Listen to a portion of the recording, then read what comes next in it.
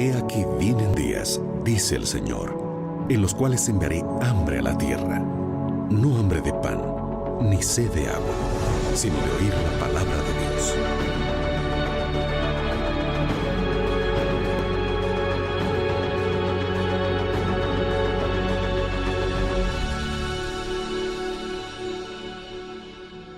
Libertad sin límites, con Joel Flores.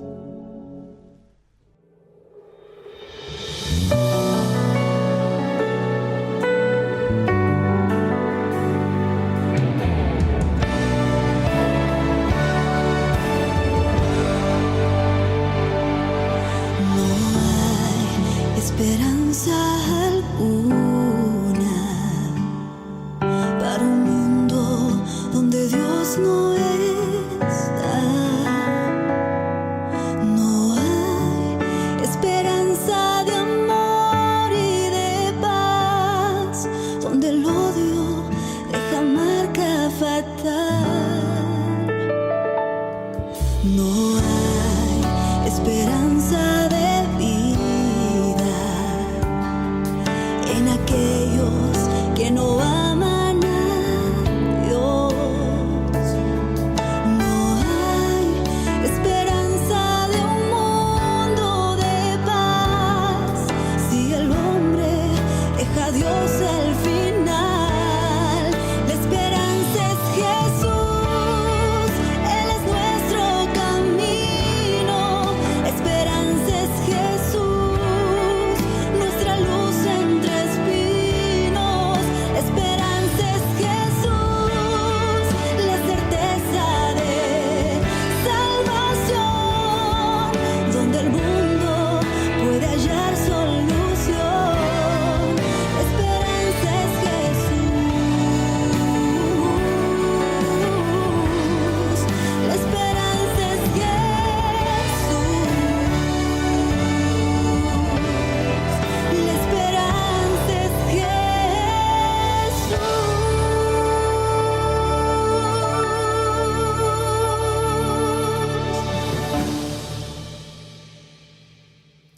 Jesús es el camino que nos conduce a la salvación. Él es la verdad en un mundo de confusión y Él es la vida para aquel que camina en destrucción. Y que Jesús sea tu única esperanza y que solo en Él puede estar tu confianza.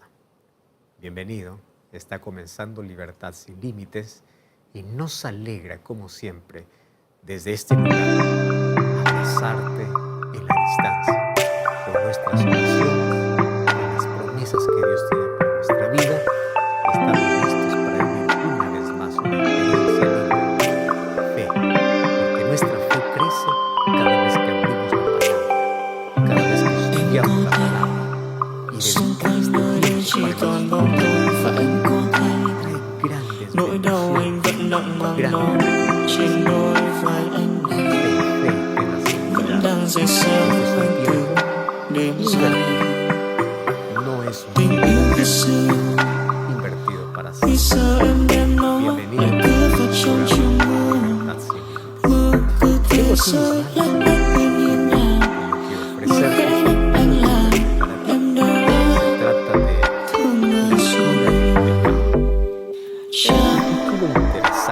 Thế nhưng theo nhau khi con tim đã phun phới, anh biết giờ chúng đã chẳng còn nữa. Anh giữ thì cũng chẳng thể nếu em ở bên cạnh anh, giữ em bên cạnh anh khi mà em đã thương yêu một người khác. Em sẽ chẳng còn quan tâm anh một chút nào nữa. Anh biết giờ chúng ta chẳng còn nữa. Thôi em bước đi để lại anh cùng với đắng cay ta từng nhớ. Sẽ mai không xa rời nên giờ buồn đau nơi đây anh giữ. Hạnh phúc thì em cần lấy mặc kệ anh sẽ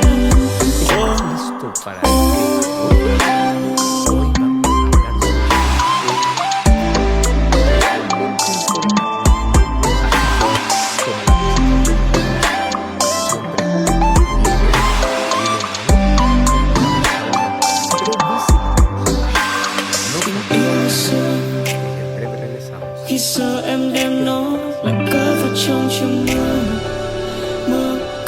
rơi lách tách bên hiên nhà, mưa khẽ nhắc anh là em đã thương ai rồi. Chẳng thế níu kéo nhau khi con tim đã vun vỡ. Anh biết giờ chúng ta chẳng còn nữa, anh có giữ thì cũng chẳng thể níu em ở bên cạnh anh, giữ em bên cạnh anh khi mà em đã thấu yêu một người khác.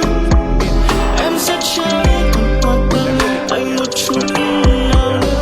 Anh biết giờ chúng ta chẳng còn nữa, thôi em bước đi để lại anh cùng với đắng cay ta từng hứa.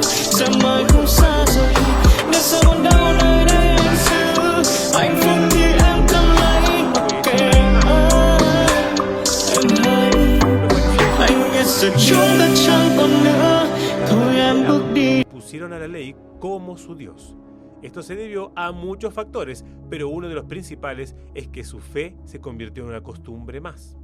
Dejaron de ver a Dios como el Señor de todo lo que existe y comenzaron a servirle como parte de un ritual. Esto es hipocresía, porque no existen verdaderos motivos para servir a Dios, sino pura costumbre e interés. Y esto se refleja en su conducta. De esto hablaremos en Libertad sin Límites hoy. ¿Cómo está tu vida cristiana hoy en día?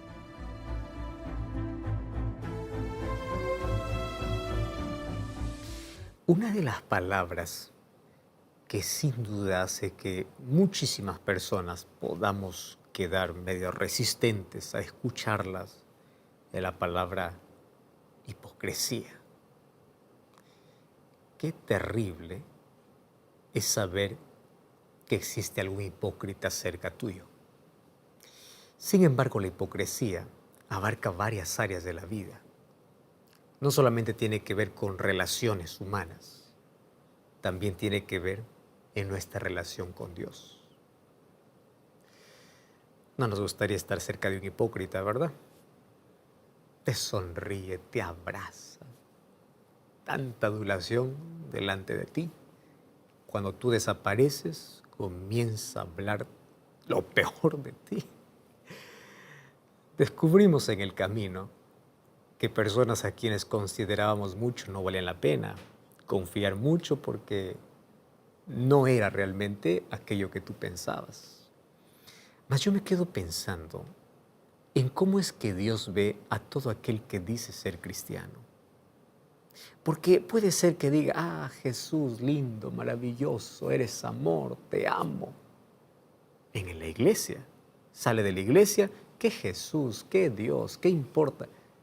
¡Qué hipocresía! Y como a nosotros nos duele encontrar una persona hipócrita, también para la vista de Dios, que conoce nuestras intenciones y motivaciones, le hiere al ver una persona incoherente. Y sabes que hay esperanza para todos, incluyendo al incoherente, al hipócrita y aquel que tiene algún problema como este que estoy mencionando. Y la solución para eso es Cristo. Cristo puede transformar nuestro corazón. Cristo puede cambiar nuestra visión. Cristo puede hacer lo que el ser humano no puede hacer. Cristo puede hacernos personas honestas, verdaderas, transparentes. Cristo puede. Aquello que el ser humano no puede, Cristo puede. Ten la seguridad de que esto es real. Mas como Jesús trató a aquella persona que se creía tan buena, pero solo era por fuera. Y por dentro, ni te cuento. Mas ¿continúa existiendo ese grupo de personas hoy? Por supuesto. No es de asustarse, ni de alarmarse, ni de señalar. Pero sabes, Jesús tiene un mensaje especial, porque Él quiere hacernos personas verdaderas. Hoy vamos a hablar sobre este tema. ¿Estás listo? Vamos a una brevísima pausa y ya regresamos aquí en Libertad sin Límites.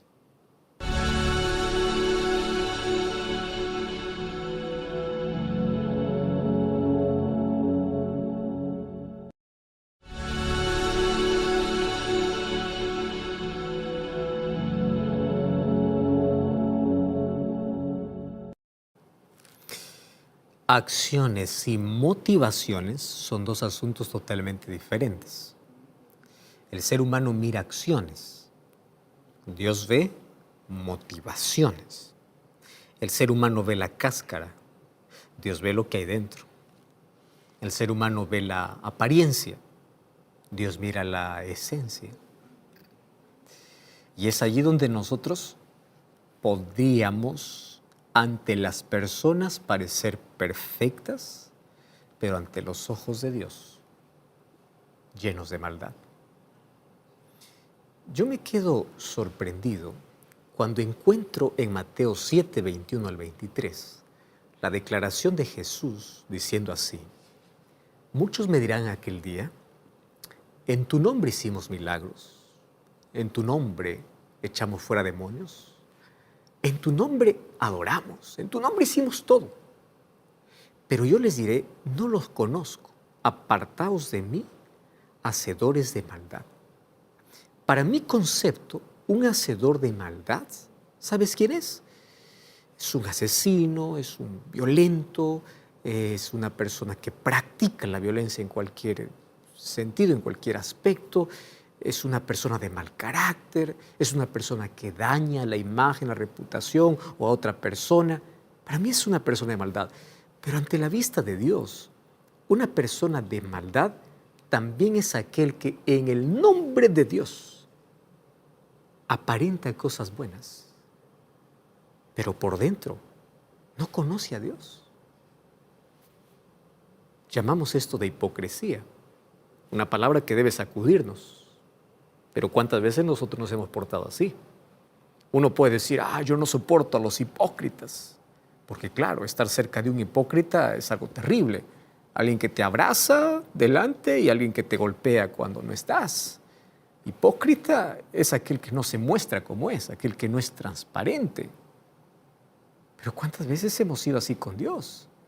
Señor Jesús, lindo, hermoso, maravilloso, te canto, te alabo, 2 horas en la semana.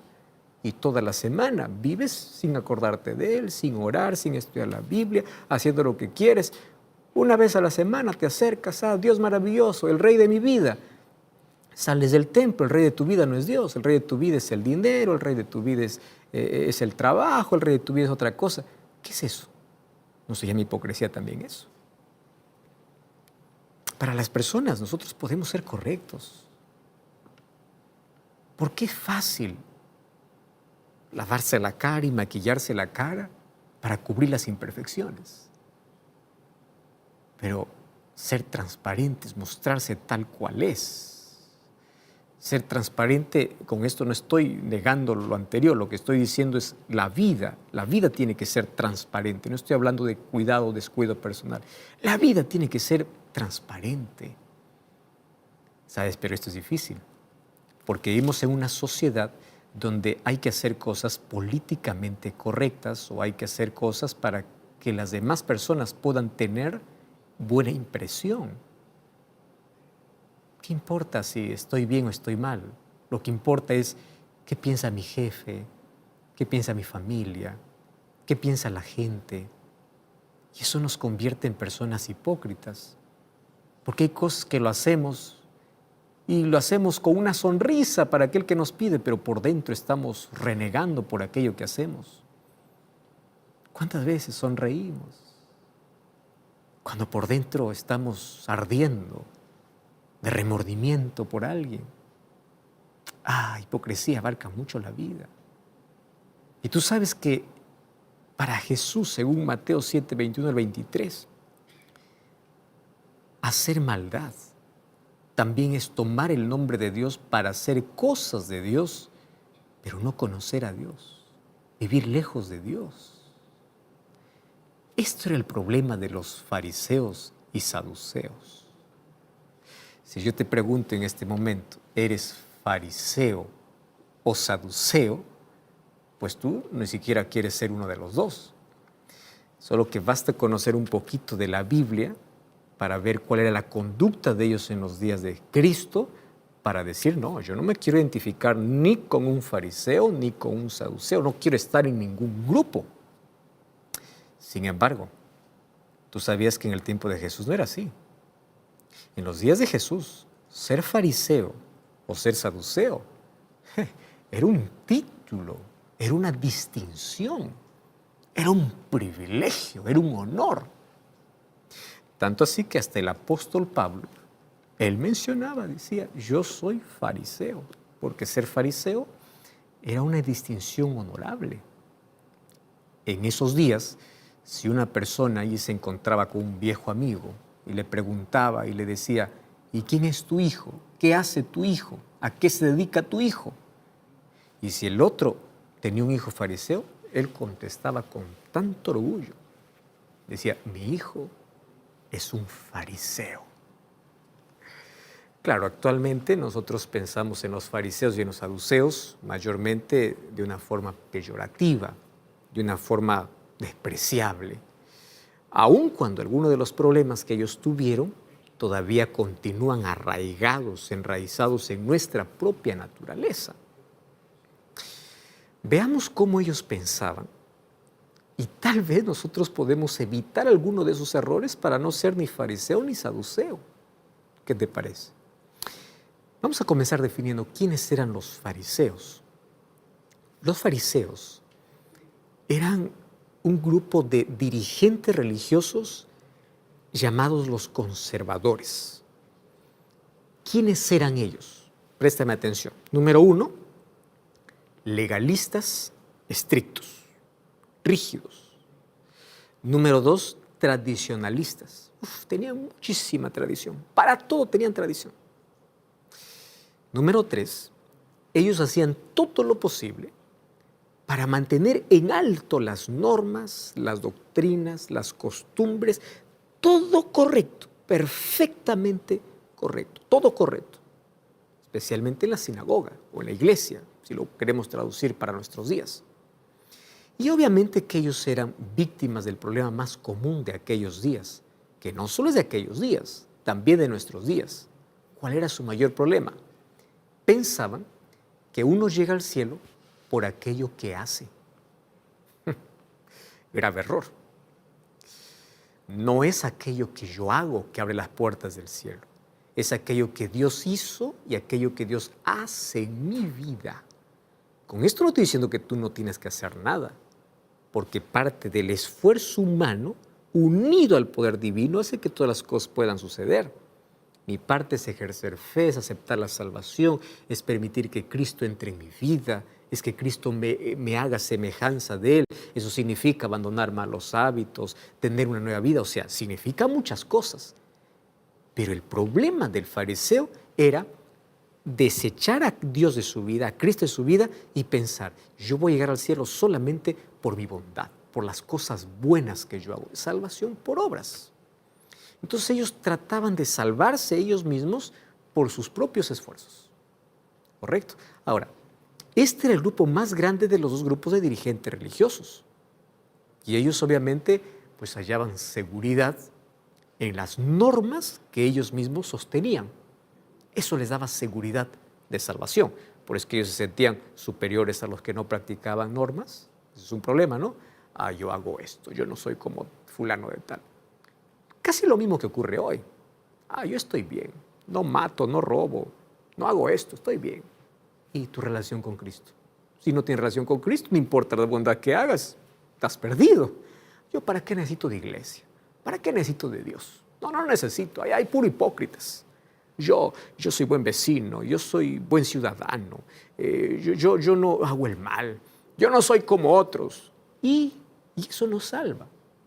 Lo que salva es tu relación con Cristo. Ahora, cuando te relacionas con Cristo, Él cambia tu vida y eres honesto, eres una persona diferente. Ahora cambia las cosas. Pero si tú te enalteces y dices, yo soy esto, hago lo otro, y no necesito de iglesia ni de Dios, y yo no soy como Él, y estás apuntando los errores de los demás, fariseo completo, completamente fariseo. Bueno, este era el grupo mayor, digamos, en los días de Jesús, fariseos. Pero existía un segundo grupo religioso que se llamaban los saduceos.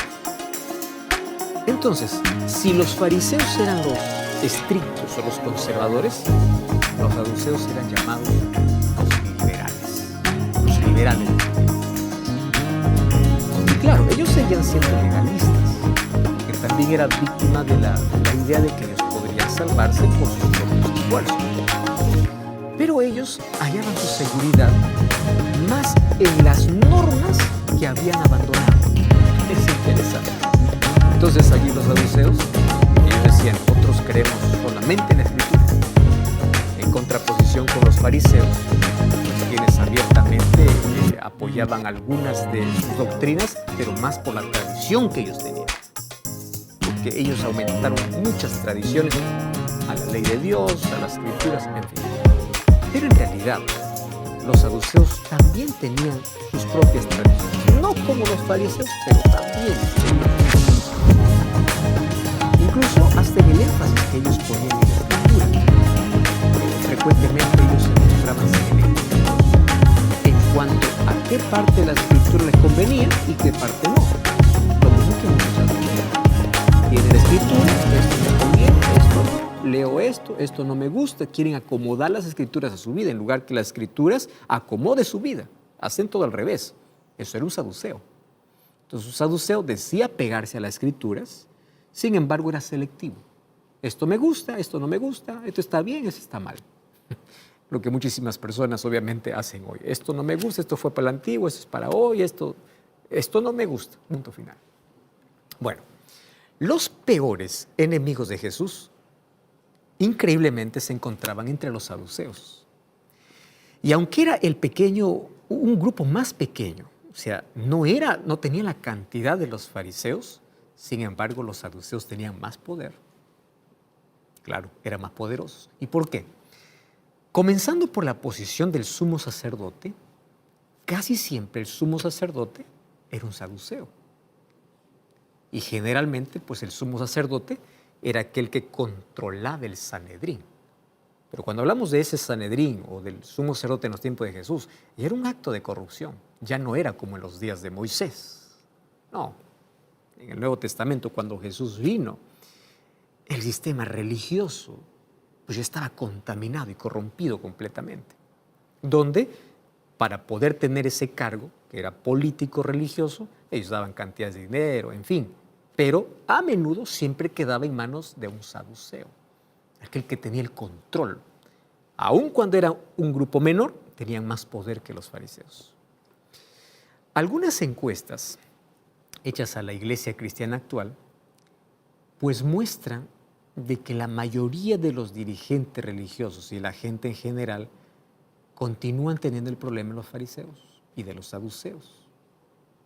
Llegar al cielo por las obras que hacen. Y este es el problema más común. Mira, una persona va a la iglesia y se siente contenta porque esta semana hizo bien, esta semana hizo esto, hizo lo otro, y ya. Yo no estoy diciendo que está mal lo que estás haciendo. Eres generoso, abrigas, das ayuda. Eso es correcto. ¿Cuál es el problema? El problema es que crees que ya estás bien y no has orado, no has leído la Biblia, no tienes relación con Dios.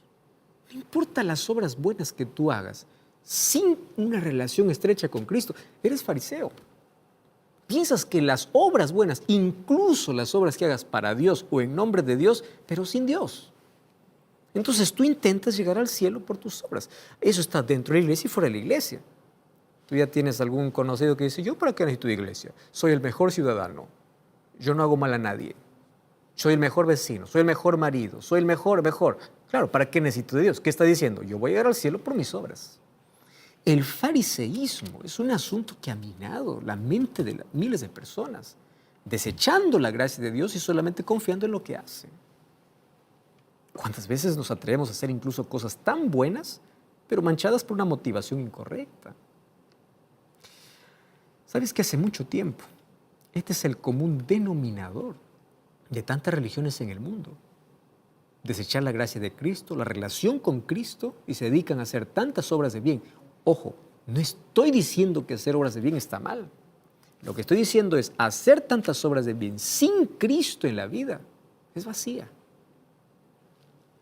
Ahora, cada iglesia pues lucha contra esta enfermedad conocida como salvación por obras. Y la mayoría de los así llamados cristianos hoy no tienen tiempo para Dios. No oran, no estudian la Biblia, no tienen relación con Cristo.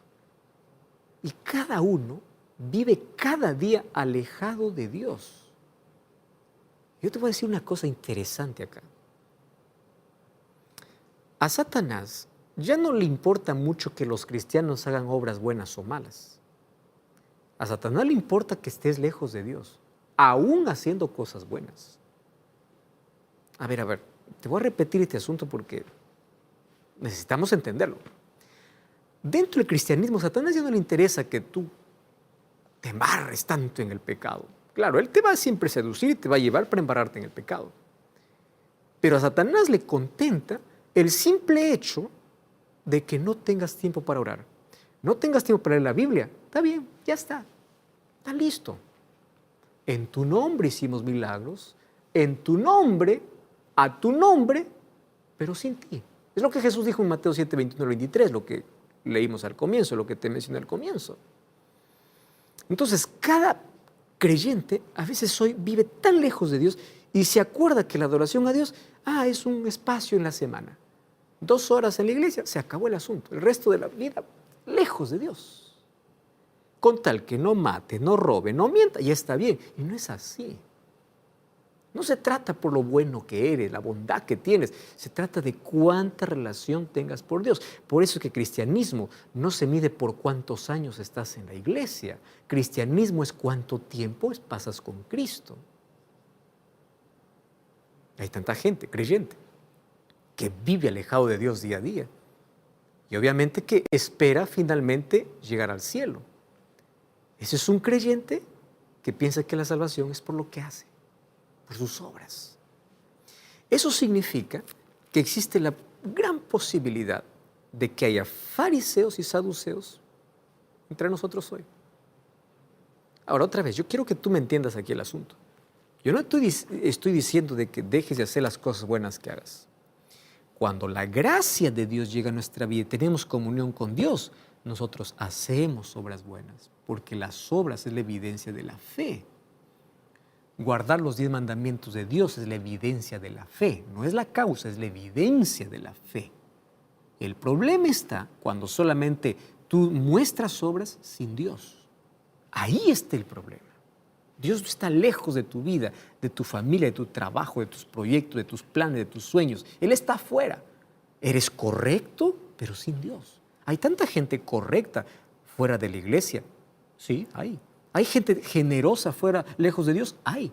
Si la salvación fuese por obras, pues la mayoría no sirve a Dios, hace buenas obras. Ahora, los fariseos y saduceos tenían otras cosas en común. Además de la esperanza de recibir la salvación con base en sus propios esfuerzos, ellos también tenían un problema común que consistía en interpretar mal las escrituras. Ellos interpretaban mal la ley, colocaban la ley donde no debería estar, hicieron de la ley el medio de salvación y rechazaron a Cristo. Eso se llama legalismo. ¿Cuál es la diferencia entre legalismo y cristianismo? El legalista piensa que guardando la ley se salva y rechaza a Cristo. El cristiano acepta la gracia de Cristo y guarda la ley. ¿Por qué? Porque la causa de la salvación es la gracia, pero la evidencia de la salvación es la obediencia. Entonces yo no puedo separar las dos cosas. El problema es a qué me aferro, a mis obras, a lo que hago o a Cristo. Pero cuando me aferro a Cristo, Él me torna obediente, Él me encamina por su ley. ¿Estás entendiendo? Entonces los fariseos, ¿qué cosa hicieron? Despreciaron a Cristo y se aferraron a la ley. Colocaron a la ley en el lugar incorrecto. Es más, interpretaban mal las profecías, interpretaban mal el reino de Dios y todo lo que involucraba las buenas nuevas y el reino de Dios, todo mal. Sin embargo, pues eran personas correctas, llenos de ceremonias. Cada vez que había fiestas, la sangre corría como ríos en sus festividades religiosas. Personas muy tradicionalistas, correctas por fuera, pero vacías por dentro. Ellos se involucraban diariamente en los sacrificios de corderos. Lo hacían todo de la manera correcta, pero sin Dios, rechazando a Cristo. Ahora, a pesar de sus creencias e intereses en común, había poca unidad entre estos dos grupos. Es más, ellos estaban en constante controversia y en constante debate. Frecuentemente sus argumentos giraban entre los dos grupos, había grande pelea cuando se hablaba sobre resurrección de los muertos. Los saduceos no creían en ello y ahí era un problema de discusión entre fariseos y saduceos. Cuando Jesús llegó, Él fue tan honesto con ellos que para poder curar una herida a veces hay que colocar la medicina que no nos gusta. Entonces Jesús los trató de acuerdo a las costumbres que ellos tenían. Y no solo no los honró por lo que hacían, por sus formalismos y sus ceremonias, sino que Jesús también dijo de manera severa que ellos necesitaban cambiar. Y es difícil comprender cómo pudo hablarles de la manera como lo hizo. Pero es más, Jesús cuando hablaba con autoridad, aún lo hacía con amor y con lágrimas en los ojos. Mira, Lucas capítulo 12, versículo 1, dice que juntándose por millares la multitud, unos se atropellaban y comenzaban a decir a sus discípulos primeramente. Mira, Jesús le está diciendo, guardaos de la levadura de los fariseos, que es la hipocresía. Había tanta gente, incluyendo obviamente fariseos, saduceos ahí. Y Jesús le dice a sus discípulos, guárdense de la levadura. ¿Qué cosa es levadura? Parece inflado, parece grande, pero quita la levadura, quitas el aire, no hay nada, es chiquito. Eso hace la levadura, ¿no? Engrandece, pero en esencia es pequeño. Entonces, ¿qué cosa está diciendo? Guardaos de la levadura de los fariseos. ¿Por qué razón? Porque la levadura de los fariseos es la hipocresía. En otras palabras, en Lucas 12:1, Jesús llamó hipócritas tanto a los fariseos como a los saduceos. Y porque ambos grupos obviamente estaban equivocados. Ambos trataban aparentar exteriormente algo que no tenían en lo interior. Y cuando tú vas a Mateo capítulo 23, allí tú vas a encontrar que Jesús utilizó una interesante ilustración para poder señalar este problema, el problema grave que tenían los fariseos. Ahí en el capítulo 23, primero se refiere a una taza y un plato que estaban limpios por fuera, sin embargo seguían sucios por dentro. Y también mostró aún más severidad en una ilustración que Jesús hace acerca de las tumbas de los profetas. Esto se encuentra en Mateo 23, 27, hasta el versículo 30, dice así, «Ay de vosotros, escribas y fariseos hipócritas, sois semejantes a sepulcros blanqueados, que por fuera, la verdad, son hermosos, mas por dentro están llenos de huesos, de muertos y de inmundicia. Así también vosotros por fuera, la verdad, se muestran justos a los hombres, pero por dentro están llenos de hipocresía e iniquidad. Ay de vosotros, escribas y fariseos, hipócritas, otra vez, edificáis los sepulcros de los profetas, adornan los monumentos de los justos y dicen, si hubiésemos vivido en los días de nuestros padres, no hubiéramos sido cómplices de tanta sangre. Pero finalmente ellos van a, ¿qué? A matar a Jesús. Ahora, obviamente, ellos eran víctimas ¿de qué? De una justificación externa. Ellos sabían cómo trazar un sendero desde su casa hasta la sinagoga. Pero Jesús les dijo allí en el Sermón del Monte, que a menos que su justicia no sea mayor que lo de los fariseos, nadie podría entrar en el reino de los cielos. Porque la justicia de los fariseos, ¿qué cosa era? Levadura. Solo externo. Ahora, estos, aún en su hipocresía, hacían cosas correctas, claro. Ellos eran fieles guardadores del sábado, ellos daban el diezmo, cuidaban la salud, cosas correctas. Por eso te digo que el fariseísmo no es dejar de hacer las cosas buenas. El problema del fariseísmo es pensar que solo esas cosas te salvan. Entonces hay gente que piensa que llega al cielo solo porque se cuida de no comer cierta cosa. Ya está, ya llegué al cielo. Y condena a los otros y ustedes están perdidos. ¿Qué es eso? Mucho cuidado. Un fariseo se aferra tanto a algo que cree que por eso llega al cielo. Y condena a los demás, como si él determinara la salvación. Los fariseos hacían todo lo correcto. Fue un problema rechazar a Cristo. Es el problema de muchos creyentes hoy. Hacen las cosas correctas, hacen las cosas buenas, pero no tienen espacio para Dios en su vida. Ellos eran expertos en obras, especialmente en lo que podía la gente mirar. Tú sabes que hay gente que hace tantas obras buenas no porque les nace en el corazón, sino porque quieren aplauso, reconocimiento, quiere que la gente le admire. Ellos tenían mucha experiencia en ayunar, hacían extensas oraciones para impresionar. A mí me preocupa mucho cuando alguien hace una oración tan larga público. Haz una oración larga privado. Tú y Dios. Ora 1 hora, 2 horas, 3 horas, todo el día. Eso es, tú y Dios. Pero cuando yo hago una oración tan extensa, los demás dicen, wow, qué consagrado es. No, no, no. El asunto no es público, el asunto es privado. Los fariseos, cada vez que llegaba la hora de orar, se iban a las plazas. Y ahí se arrodillaban para que la gente lo mirase que estaban orando. Las cosas que tú haces, ¿por qué lo haces? ¿Porque la gente quiera que piense que tú eres consagrado o porque tú tienes comunión personal con Dios? Ahora fíjate, ellos eran meticulosos en sus lavamientos ceremoniales. Ellos les encantaban los primeros lugares en la sinagoga. No obstante, pues ellos traían las cargas imposibles de llevar para las demás personas. Estos líderes religiosos no querían a Jesús por varias razones. En primer lugar, porque Jesús recibía a los pecadores y ellos no. Jesús recibía a los pecadores reincidentes, aquellos que no tenían esperanza, incluyendo a los fariseos y saduceos. Los sacaban de la sinagoga. ¿Qué cosas hacían los fariseos con aquellas personas malas? Los apedreaban, evitaban cualquier contacto, asociación con ellos, pero Jesús no. Jesús los recibía. Y estas son buenas nuevas aún para nuestros días. ¿No crees? ¿No te sientes feliz de saber que Jesús recibe a los peores pecadores, aquellos que todo el mundo apunta, aquellos que todo el mundo condena? Otro aspecto que no les gustaba acerca de Jesús era que de acuerdo con sus reglas, pues para ellos Jesús quebrantaba el sábado. Cuando Jesús no quebrantaba el sábado, Jesús eliminaba las tradiciones de los fariseos y enseñaba cómo guardar el sábado de manera correcta. Y por eso lo consideraban a Jesús como un liberal, porque no se apegaba a sus tradiciones. Y Jesús no vino para guardar tradiciones, vino para enseñar a guardar los mandamientos que Dios dio, lejos de las tradiciones farisaicas. Y a los fariseos, obviamente, les molestaba la falta de respeto que manifestaban a sus cargos tan elevados. Eso no les gustaba a ellos. Les disgustaba que los milagros que Jesús realizaba hacía que la gente pudiese seguirlo y pueda aclamarlo.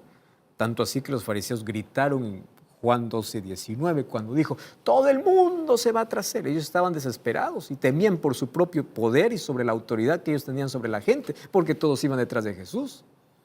En pocas palabras, lo que tenían de Jesús era envidia, codiciaban su popularidad.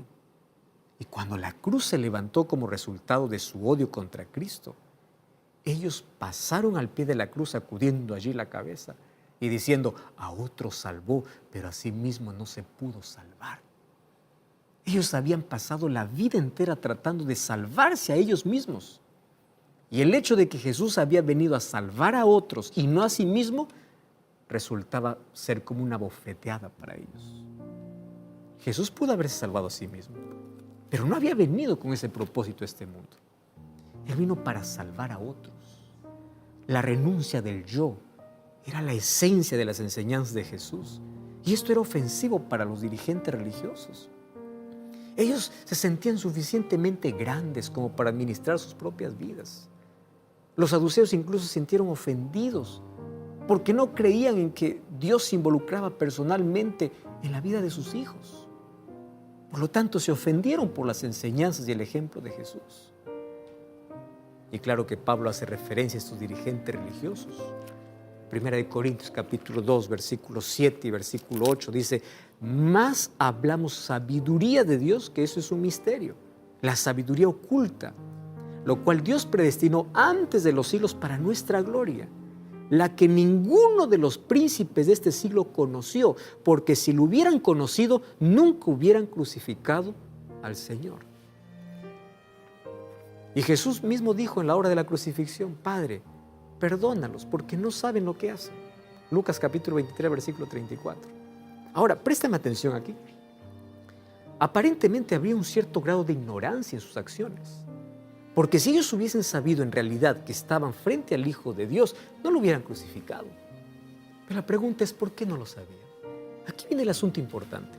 Mira, a ver, ¿quiénes lo sabían? Los pastores lo supieron, los sabios del oriente lo supieron, los humildes pescadores lo supieron, y hasta los mismos demonios sabían que Él era el Hijo de Dios.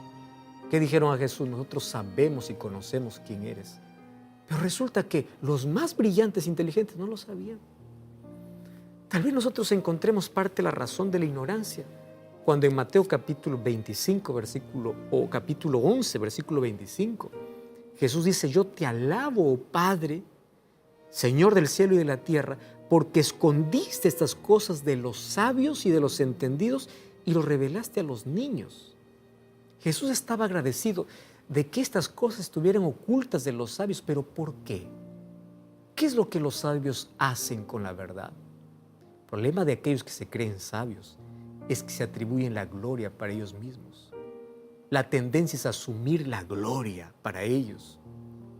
En cambio, pescadores, pastores, personas humildes lo sabían, pero los fariseos no. Cuando vamos a Mateo capítulo 13, versículo 9, versículo 16, dice que Jesús presenta el misterio para las personas que quieren entender, porque hay gente que ve y no ve, o gente que aunque ve, no entiende. Es interesante lo que Jesús dice en Mateo capítulo 13, desde el versículo 9, el que tiene oídos para oír, oiga. El problema de ellos es que habían cerrado sus oídos. Ellos habían cerrado sus ojos para no ver.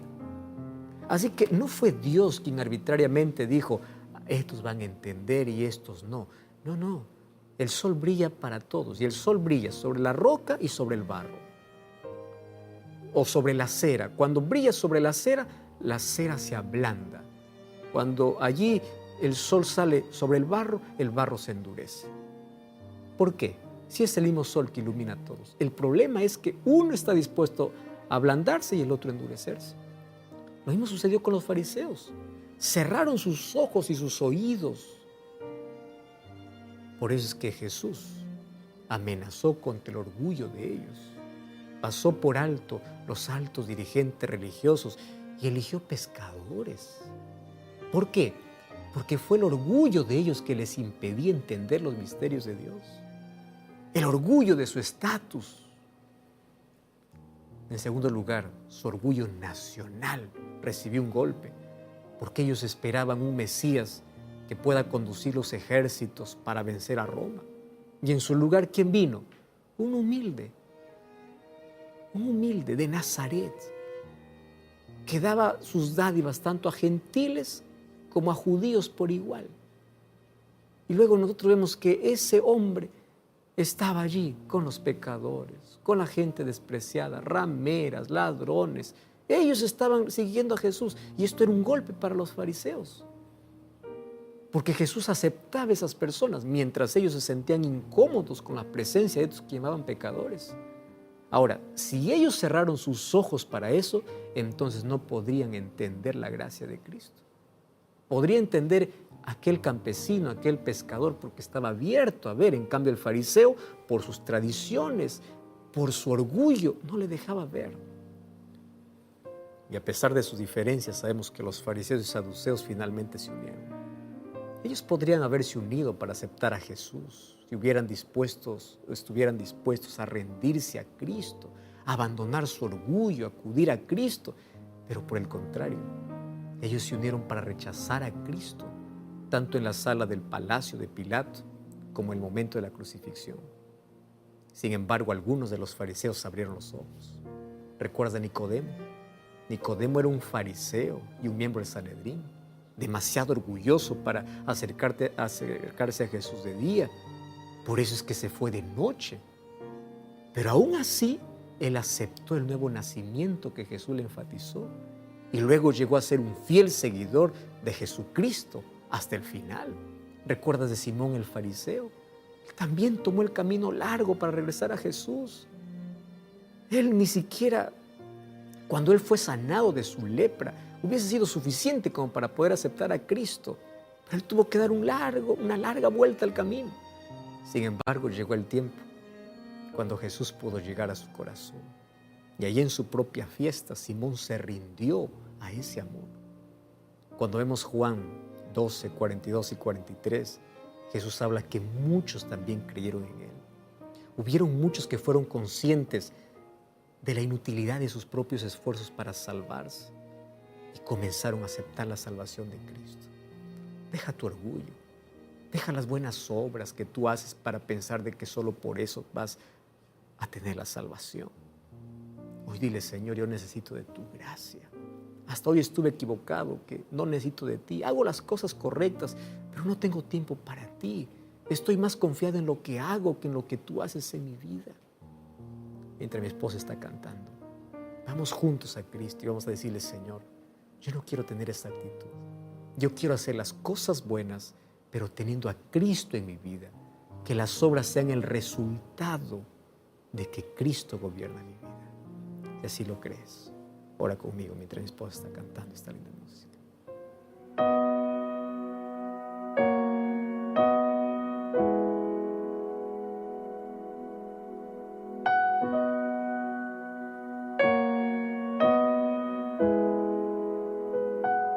Señor Jesús, yo quiero tu gracia, tu perdón es todo para mí. El mundo perdió sus encantos, la gloria encuentro en tu cruz. Tu gracia me basta, Señor. Mi alma te entrego en lo. Transforma mi vida, dame un nuevo corazón, Señor. Yo quiero reflejar la gracia que emana de Jesús. Fui salva por tu gracia. Soy salva por tu gracia. Maravillosa gracia de Jesús. Tu gracia me basta.